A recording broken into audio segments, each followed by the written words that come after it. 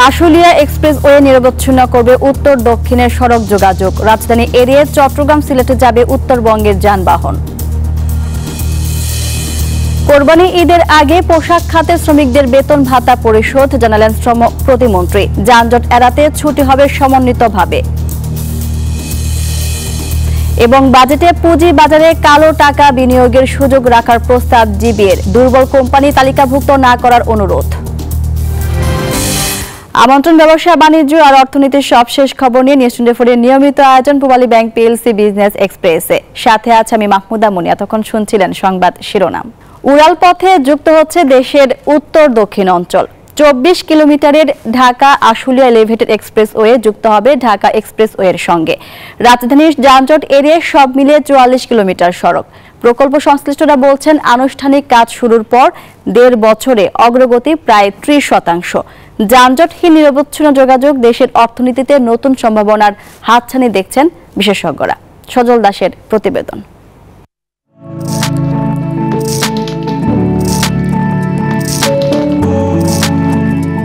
ঢাকা টাঙ্গাইল মহাসড়কের এই শ্রীপুর থেকে যাত্রা শুরু করবে ঢাকা আশুলিয়া এলিভেটেড এক্সপ্রেসওয়ে, যা 24 কিলোমিটার পথ পেরিয়ে যুক্ত হবে ঢাকা এলিভেটেড এক্সপ্রেসওয়ের সঙ্গে। সব মিলিয়ে 44 কিলোমিটারের এক নিরবিচ্ছিন্ন সড়ক পথ তৈরি হবে ঢাকা চট্টগ্রাম মহাসড়কের কুতুবখালী পর্যন্ত।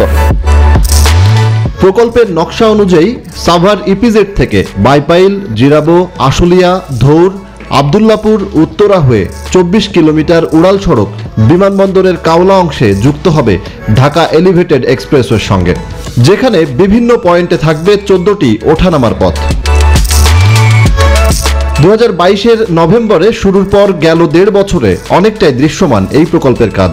সরেজমিন প্রকল্প এলাকা ঘুরে দেখা গেছে ঘন বসতিপূর্ণ ব্যস্ততম শিল্পাঞ্চল হওয়ায় বাইপাইল, জিরাবো, আশুলিয়া অংশে কাজ এগোচ্ছে নানা চ্যালেঞ্জ মোকাবেলা করে।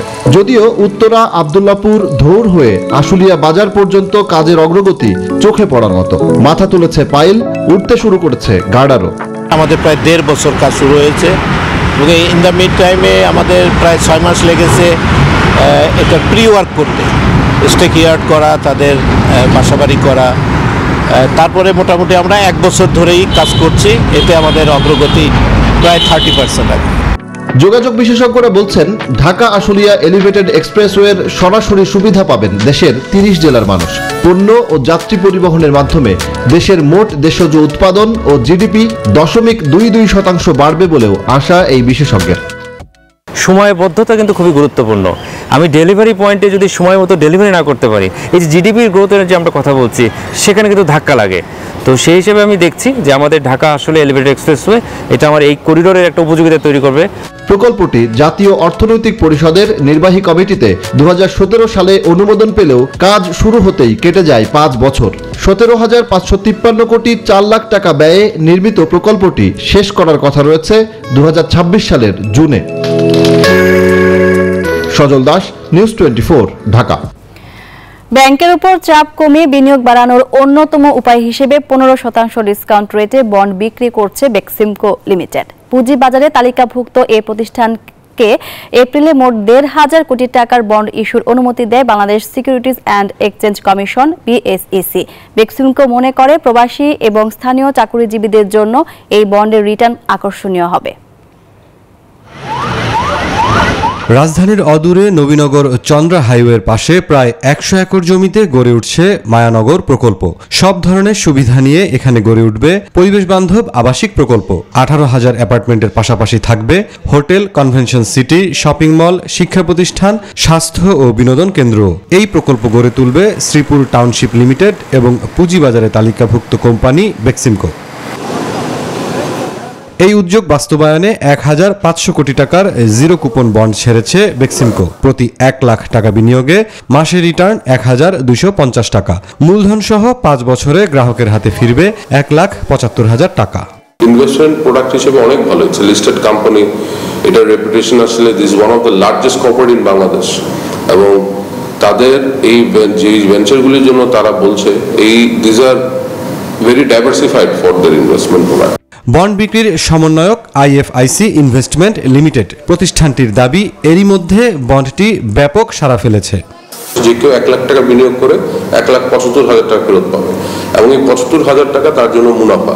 যেহেতু জিরো কুপন বন্ড, এই মুনাফার রেটটা হচ্ছে 15% ডিসকাউন্টে মাসে মাসে ফেরত পাচ্ছে, এবং এটা ইনকাম ট্যাক্স অ্যাক্ট অনুযায়ী এটার আয় কর্ম কুপন, ইনকাম ট্যাক্স এক্সেমশন আছে।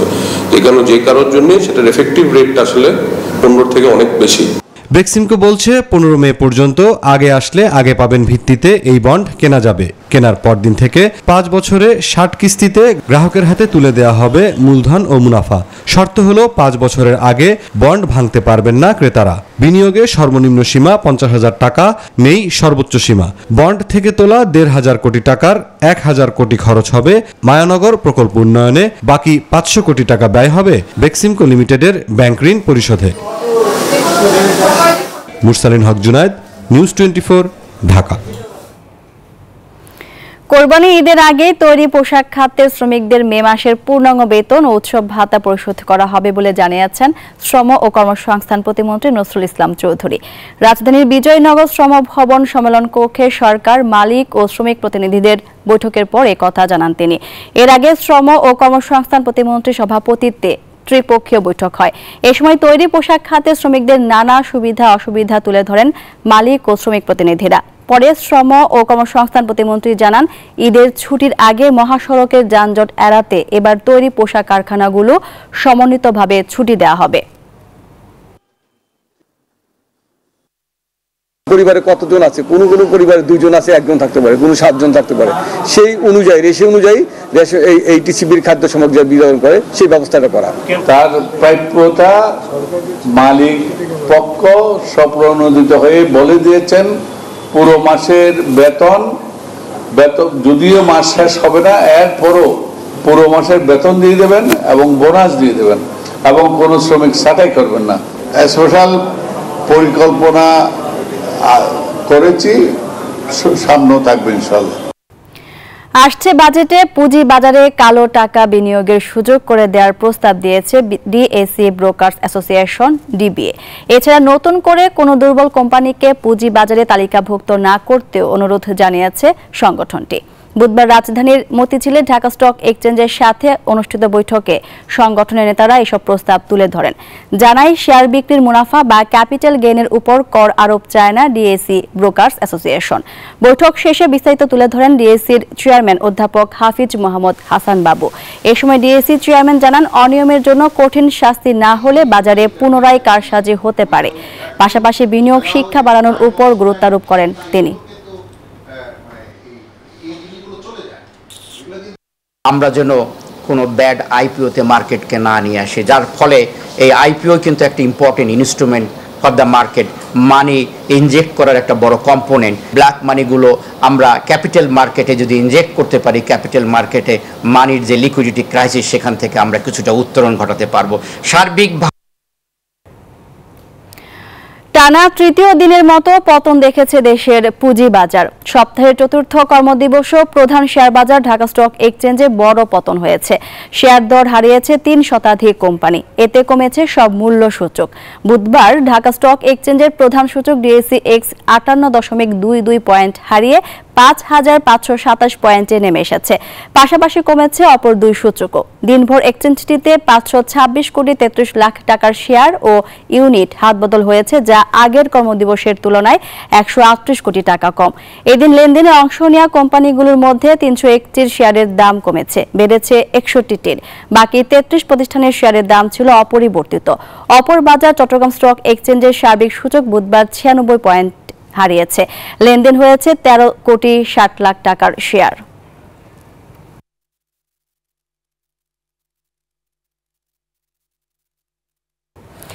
পূবালী ব্যাংক পিএলসি বিজনেস এক্সপ্রেসের সময় একটা বিরতি নেবার, ফিরছে আরো খবর নিয়ে, সঙ্গেই থাকুন।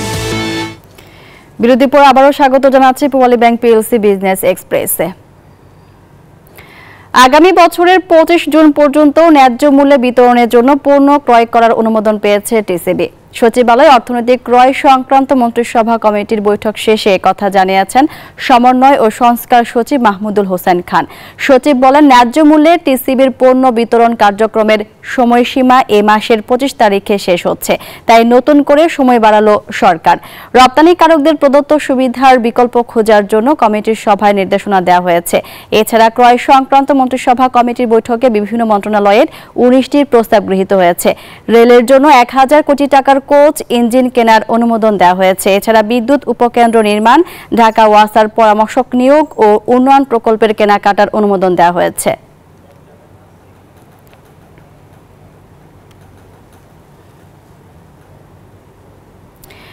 দুর্নীতি ধামাচাপা দিতে সাংবাদিকদের বাংলাদেশ ব্যাংকে প্রবেশ করতে দেওয়া হচ্ছে না বলে অভিযোগ করেছেন সাংবাদিক নেতারা। ইকোনমিক রিপোর্টার্স ফোরাম ইআরএফ আয়োজিত আলোচনা সভায় তারা এসব কথা বলেন। ইআরএফ নেতারা বলেন, বাংলাদেশ ব্যাংকের এই সিদ্ধান্ত গণমাধ্যমের স্বাধীনতা হরণেরই নামান্তর। নিষেধাজ্ঞা দিয়ে অর্থনীতির প্রকৃত চিত্র জনগণ থেকে আড়াল করা হচ্ছে বলেও জানান তারা।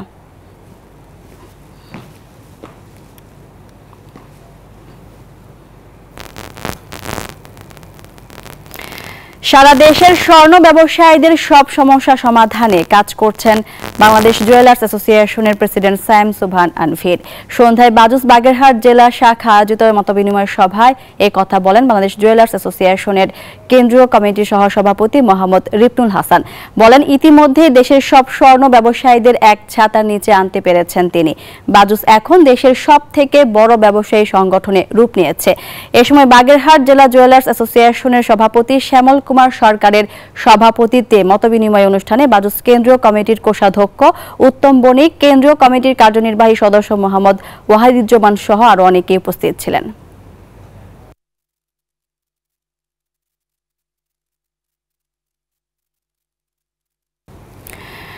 কনকা ও হাইকো পবিত্র ঈদুল আজহা উপলক্ষে মাসব্যাপী খুচরা ও পাইকারি ক্রেতাদের জন্য প্রমোশনাল ক্যাম্পেইন শুরু করেছে। আসন্ন ঈদুল আজহাকে কেন্দ্র করে ইলেকট্রোমার্ট গ্রুপ এই ক্যাম্পেইন হাতে নিয়েছে।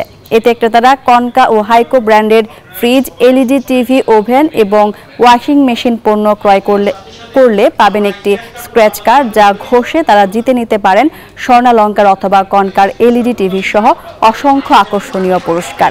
রাজধানীর একটি হোটেলে কনকা ও হাইকোর সংবাদ সম্মেলনে এই ঘোষণা দেওয়া হয়।